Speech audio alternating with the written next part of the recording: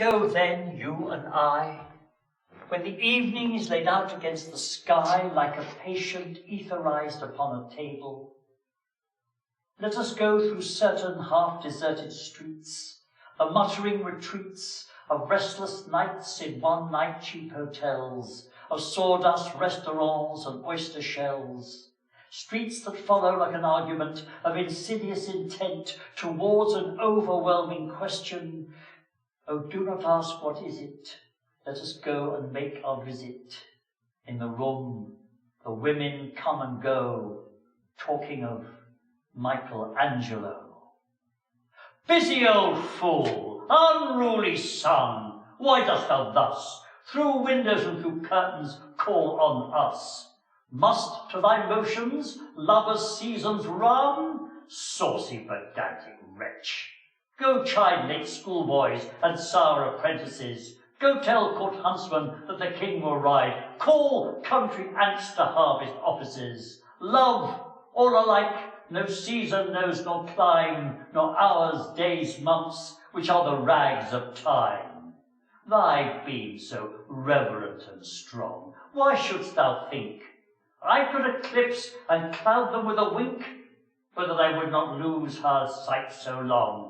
Look, and late tomorrow tell me whether the Indias of spice and mine be where thou left'st them or lie here with me. Ask of the kings that thou sawest yesterday, and thou shalt hear, all here in one bed lay. She is all states, all princes, I, nothing else is. Compared to this, all honours mimic, all wealth alchemy. Thou, son, art half as happy as we, in that thy world's contracted thus. Thine age asks ease, and since thy duties be to warm the world, that's done in warming us. Shine here to us, and thou art everywhere. This bed thy centre is, these walls thy sphere. Remember me when I am gone away, gone far away, into the silent land, when you can no more hold me by the hand, nor I half turn to go, yet turning stay. Remember me when no more day by day you tell me of our future that you planned. Only remember me, you understand, it will be late to counsel then, or pray. Yet, if you should forget me for a while, and afterwards remember, do not grieve. For if the darkness and corruption leave a vestige of the thoughts that once I had, better by far you should forget and smile, than that you should remember and be sad. I was taking compass bearings for the ordnance survey by an army training camp on Salisbury Plain. I packed up my theodolite, was calling it a day, when I heard a voice that sang a sad refrain. Oh, my darling armadillo, let me tell you of my love. Listen to my armadillo round the lay. Be my fellow on my pillow, underneath this weeping willow. Be my darling armadillo all the day. I was somewhat disconcerted by this curious affair, for a single armadillo you alone on Salisbury Plain in summer is unusually rare, and a pair of them are practically unknown. Drawn by that mellow solo, I followed on my bike to discover what these armadillo lovers would be like. Oh, my darling armadillo, oh, how pleasant it would be if for us the silver wedding bells would chime. Let the orange blossom billow, if you'll only say I will. Oh, be my darling armadillo all the time. At last I found them standing by a yellow muddy bank, an armadillo singing to an armour-plated tank. Should I tell him, gaunt and rusting with the willow tree above, this, abandoned on manoeuvres, is the object of your love? I left him to his singing, cycled home without a pause. Never tell a man the truth about the one that he adores. And on the breeze that followed sunset, I heard that sad refrain singing, "Willow, willow, willow down the way." And I seemed to hear it still, "Oh, vive l'amour, vive l'armadillo. Be my darling armadillo all the day. Be my darling armadillo all the day." Said the duck to the kangaroo, "My goodness, how you hop over the land and the water too, as though you would never stop. Oh, my life is a bore in this dreary pond, and I long to go out in the world beyond. I wish I could hop like you." Said the duck to the kangaroo, "Oh, give me a ride on your back." Said the duck to the kangaroo, "I would sit quite still and say nothing but quack all of the long day through, when we go to the Dee and the Jelly Bodie, over the land and over the sea. Oh, give me a ride, oh do." Said the duck to the kangaroo. Said the kangaroo to the duck, "This requires a little reflection. I think on the whole it might bring me luck. But there seems to be one objection, which is, if I may make so bold, your feet are exceedingly wet and cold, and are likely to give me the rheumatiz." Said the duck as they sat on the rocks. "I thought of this completely, and I bought 4 pairs of worsted socks that fit my webbed feet neatly, and to keep up the cold I'll wear a cloak, and every day a cigar I'll smoke, all to follow my own true love of a kangaroo." Said the kangaroo, "I'm ready, all in the midnight pale, but to be safe, dear duck, sit steady, I'm quite at the end of me tail." So off they went with a hop and a bound, and they hopped the world 3 times around. And who so happy, oh who, as the duck and the kangaroo?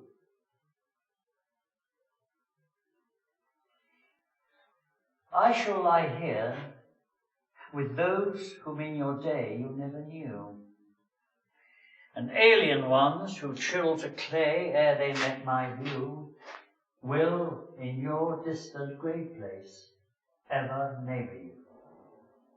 No shade or pinnacle of tree and tower, whilst earth endures, shall fall on my mound, and within an hour move on to yours. One robin never haunt our 2 green covertures.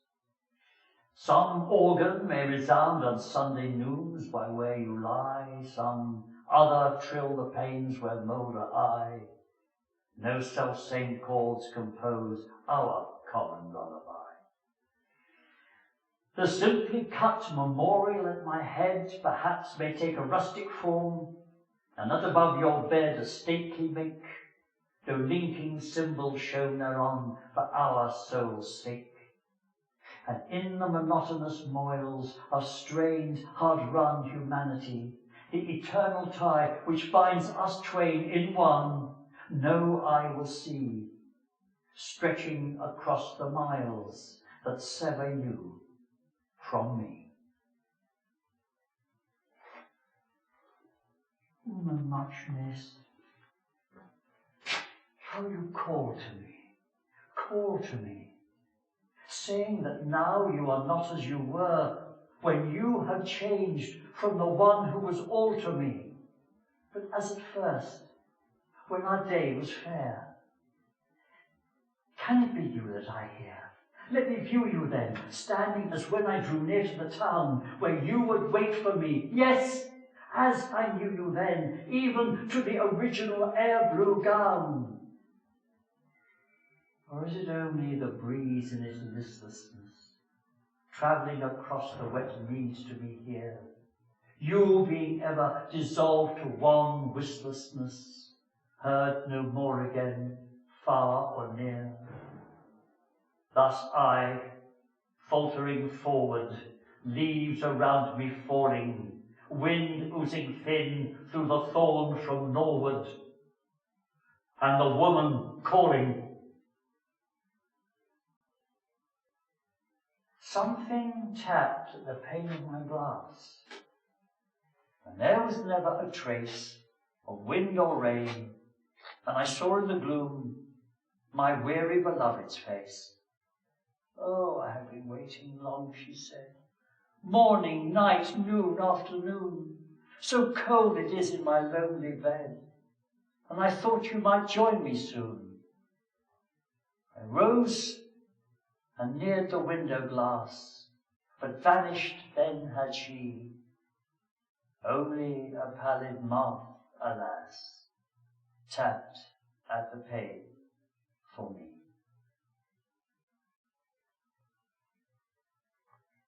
It's a satellite moon! It's a plagiarized tune. That duck on the lake's a decoy. There's a sodium glare in the rarefied air. And the girl in my arms is Mabel Figworthy. And if she says, "Oh really," once more, dinner is off.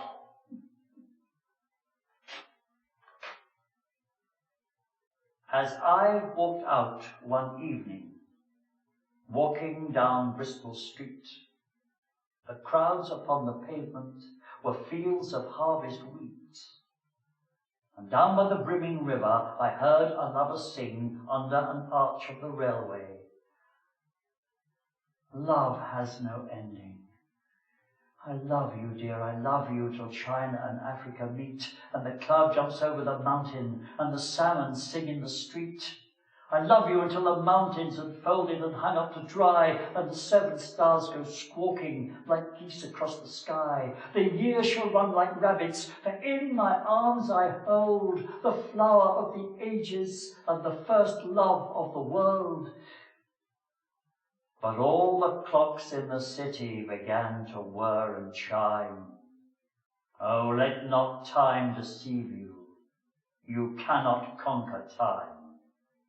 In burrows of the nightmare, where justice naked is, time watches from the shadows and coughs when you would kiss. In headaches and in worry, vaguely life leaks away, and time will have his fancy tomorrow or today. Into many a green valley drifts the appalling snow. It breaks the threaded dances and the diver's brilliant bow. Oh, plunge your hands in water. Plunge them up to the wrist. Stare in the basin and wonder what you've missed. The glacier knocks in the cupboard, the desert sighs in the bed, and the crack in the teacup opens, a lane to the land of the dead, where the beggars rattle the banknotes, and the giant is enchanting to Jack, and the lily-white boy's Aurora, and Jill goes down on her back. Oh, look in the mirror. Oh, look in your distress. Life remains a blessing, although you cannot bless. Stand at the window as the tears scald and start. You shall love your crooked neighbour with your crooked heart. It was late in the evening. The lovers, they were gone. The clocks had ceased their chiming, and the deep river ran on. 'Twas on a Monday morning the gasman came to call, and the gas tap wouldn't turn. I wasn't getting gas at all. He tore out all the skirting boards to try and find the main, and I had to get a carpenter to put them back again. It was on a Tuesday morning the carpenter came round. He hammered and he chiselled and he said, "Look what I found. Your joists are full of dry rot, but I'll put them all to rights." Then he nailed that to a cable, and up went all the lights. It was on a Wednesday morning the electrician came, who called me Mr. Jenkins, which isn't quite my name. He couldn't find the fuse box without standing on the bin, and his foot went through a window, so I called the glazier in. It was on a Thursday morning the glazier came along, with his blowtorch and his putty and his merry glazier song. He put another pane in, it took no time at all, and I had to get a painter in to come and paint the wall. It was on a Friday morning the painter made a start. With undercoat and overcoat he painted every part, every nook and every cranny. But I found when he had gone, he'd painted over the gas tap and I couldn't turn it on. On Saturdays and Sunday they do no work at all. So it was on a Monday morning that the gasman came to call. On the top of the crumpety tree, the Quangle Wangle sat. His face you could not see on account of his beaver hat, for his hat It was 102 feet wide, with ribbons and bibbons on every side, and bells and buttons and loops of lace, so that nobody ever could see the face of the Quangle Wangle Queen. And the Quangle Wangle said to himself on the crumpety tree, "Jam and jelly and bread are the best of food for me. But the longer I live on the crumpety tree, the more than ever it seems to me that very few people come this way, and life, on the whole, is far from gay," said the Quangle Wangle Queen. But there came to the crumpety tree Mr. and Mrs. Canary, who said, "Did you ever see a spot so charmingly airy? Oh, please, let us build our nest on your hat. Mr. Quangle Wangle, grant us that. Oh, please, let us build a nest of whatever material suits you best, Mr. Quangle Wangle Queen." And there also came to the tree the stork and the duck and the owl, and the snail and the bumblebee, and the frog and the thimble fowl with a corkscrew leg, and all of them said, "We humbly beg that we may build our homes on your hat. Mr. Quangle Wangle, grant us that, Mr. Quangle Wangle Queen." And the golden grouse came there, and the pobble who has no toes, and the small Olympian bear, and the dong with a luminous nose, and the blue baboon that played the flute, and the orient calf from the land of Toot, and the attery squash and the bisky bat, all came and built their homes on the hat of the Quangle Wangle Queen. And the Quangle Wangle said to himself on the crumpety tree, "When all these creatures move, what a wonderful noise there'll be! And at night, by the light of the mulberry moon, they dance to the flute of the blue baboon on the broad green leaves of the crumpety tree, and all were as happy could be, with the Quangle Wangle Queen."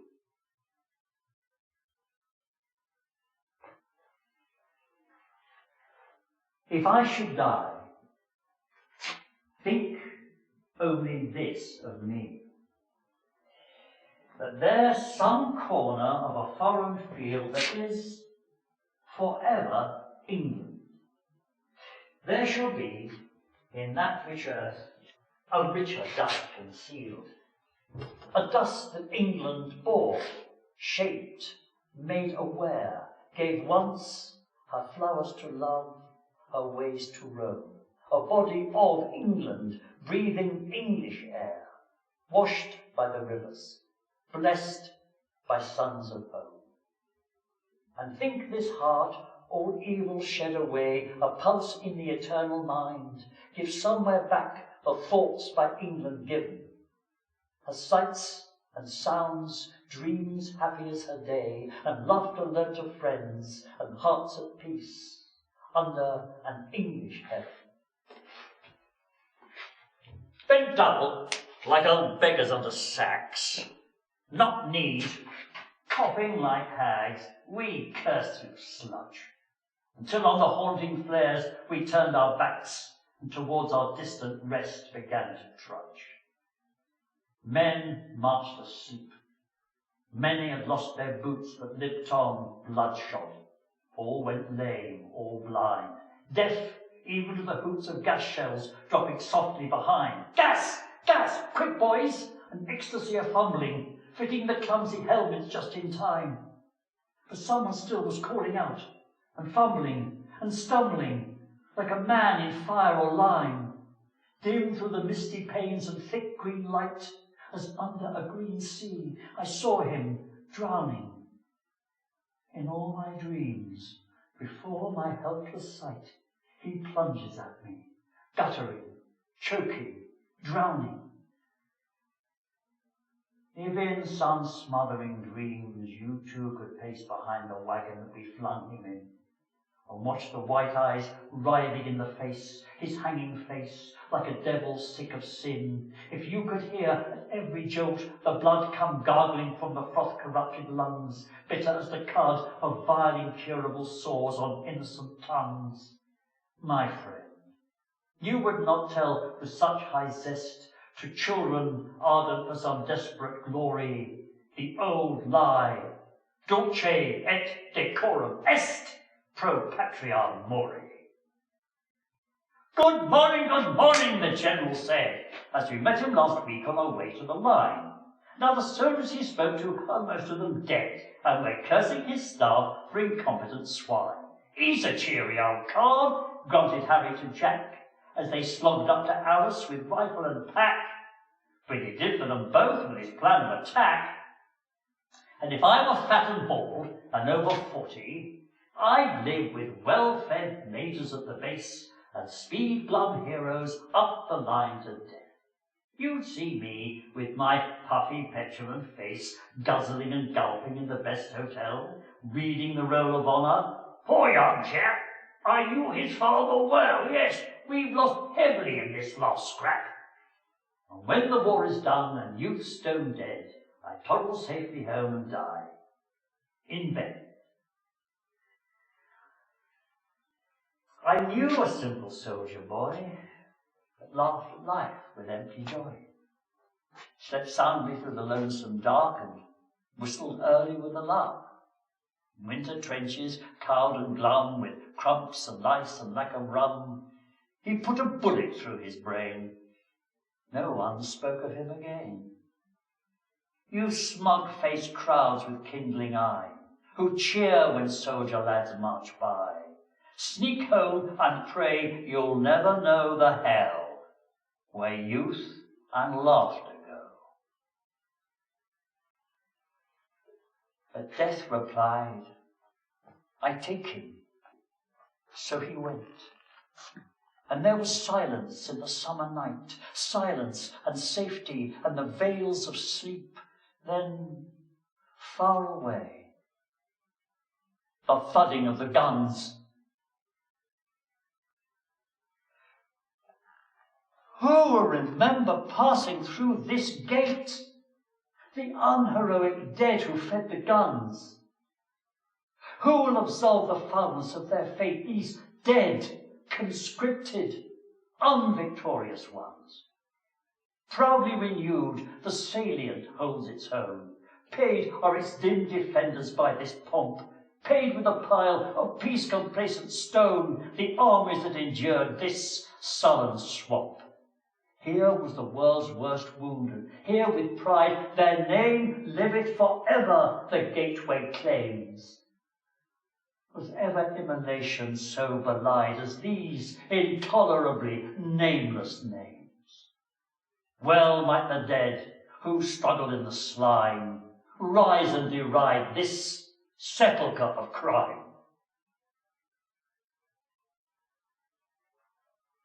In Flanders fields the poppies grow, between the crosses, row on row, that mark our place. And as we lie, the larks still bravely singing fly, scarce heard amidst the guns below. We are the dead. Short days ago, we lived, felt dawn, saw sunset glow, loved and were loved, and now we lie in Flanders fields.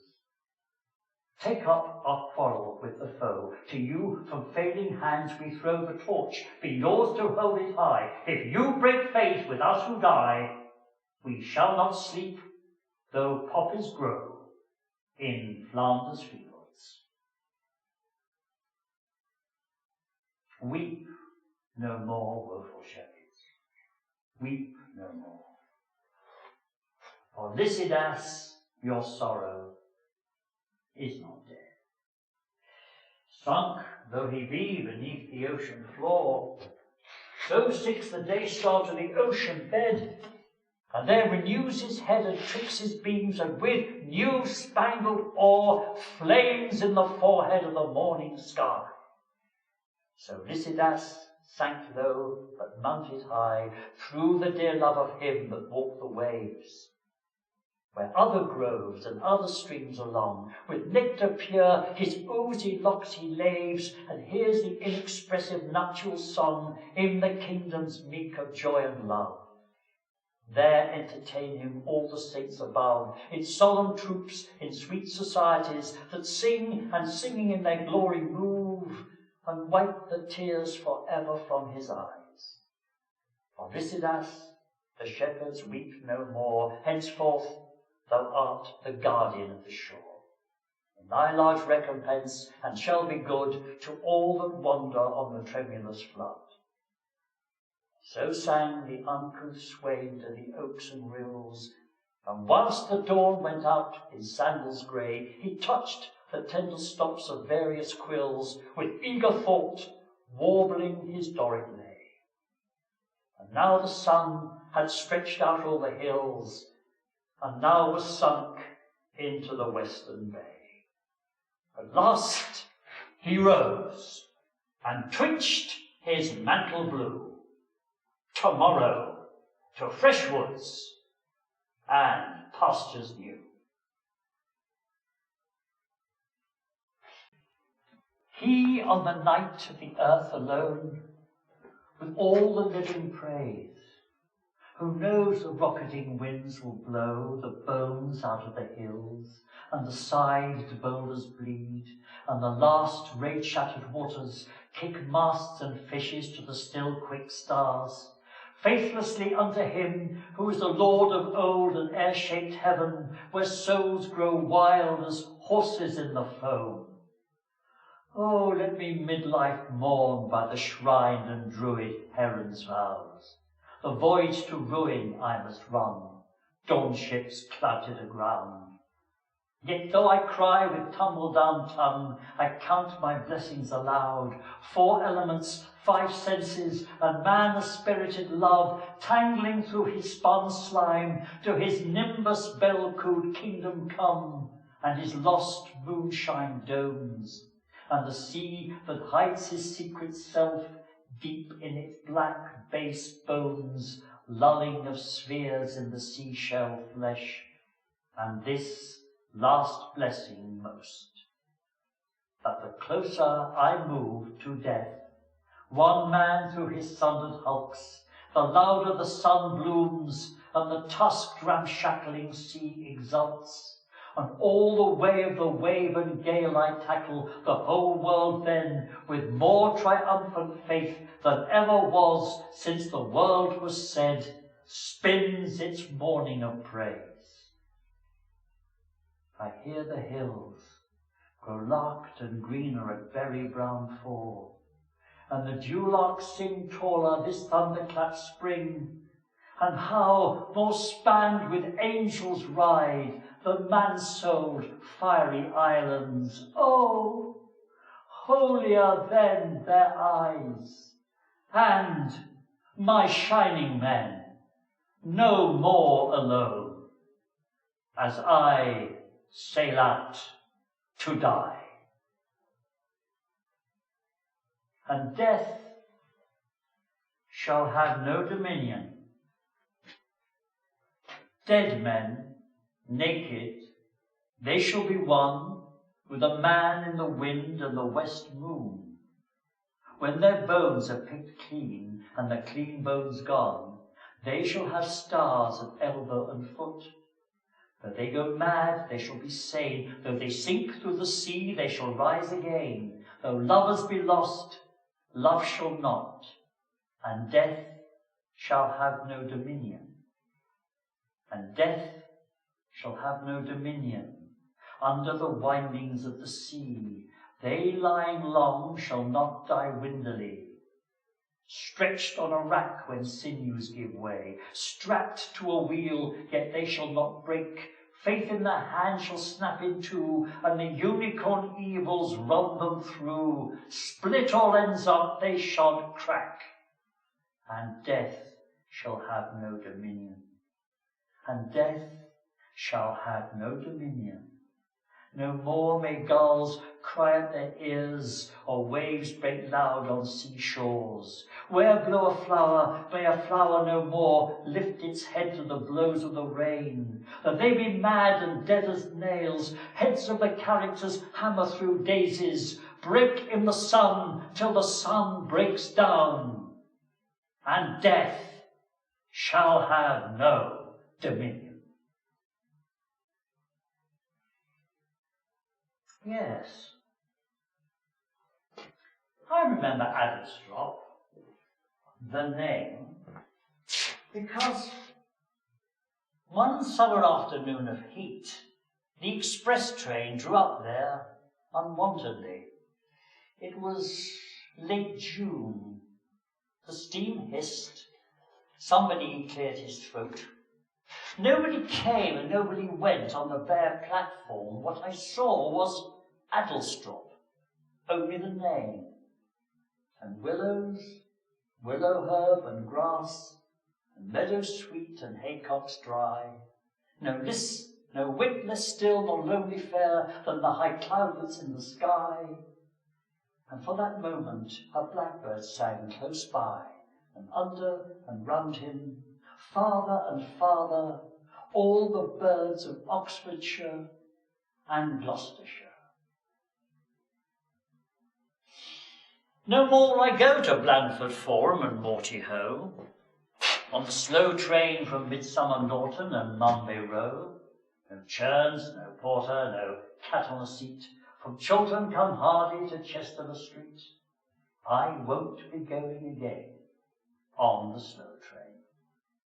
I'll travel no more from Littleton Badsey to Openshaw. I'll long stand and I'll stand well clear of the doors no more. No whitewashed pebbles, no up and no down, from Chiltern come Hardy to Dunstable town. We won't be meeting again on the slow train. On the main line and the good-sided the grass grows high at Dogdyke, Tumby Woodside, and Trouble House Halt. The sleepers sleep at Audlin and Ambergate. No passenger waits on Chislin platform or Cheslin Hay. No one departs, no one arrives, from Selby to Goole, from St. Earth to St. Ives. They've all passed out of our lives on the slow train. Cockermouth for Buttermere on the slow train. Armley-Moor, Arran, Malcop and Scholar Green on the slow train. Windmill End. When lads were home from labour at Auden under Clee, a man would call his neighbour, and both would send for me. And where the light in lances across the mead was laid, there to the dances I fetched my flute and played. Ours were idle pleasures, but oh content we were, the young to tread the measures, the old to heed the air, and I to lift with playing from tree and tower and steep, the light delaying, and flute the sun to sleep. The youth towards his fancy would turn his brow of tan, and Tom step off with Nancy, and Dick step off with Van. The girl would lift her glances to his and both be mute. Well went the dances at evening to the flute. When Lockage was Brumbert, and bright was Auden Burf, and warm between them slumbered the smooth green miles of turf, until from grass and clover the upshot beam was laid, and England over advanced the mighty shade. The mighty shade advances, I lift my pipe and play. Come lads and learn the dances, and praise the tunes today. Tomorrow, more's the pity, away we both must hie, to air the ditty, and to earth high. So, if we shadows have offended, think on this, and all is mended, that you have but slumbered here, whilst these visions did appear, and this weak and idle theme no more yielding but a dream. Jenkins, do not reprehend. If you pardon, we will mend. And as I am an honest cock, if we have unearned luck, now to scape the serpent's tongue, we shall make amends ere long, else the pock a liar call. So, good night unto you all.